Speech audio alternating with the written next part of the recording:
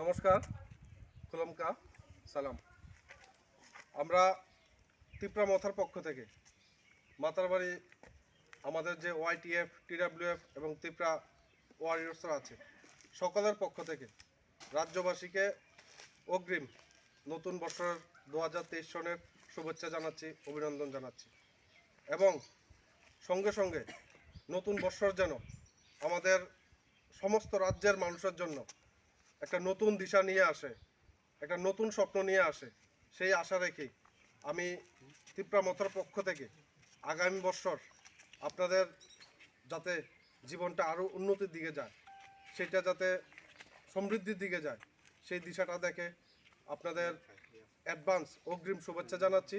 এবং যেহেতু আমি একটা রাজনৈতিক দলের পক্ষ থেকে শুভেচ্ছা জানাচ্ছি, তাই আমি রাজ্যের আপামর জনগণ, হিন্দু, মুসলিম, খ্রিস্টান, বৌদ্ধ, শিখ সমস্ত অংশের মানুষকে বলবো আমাদের পার্টির ছাতার তলে আসুন।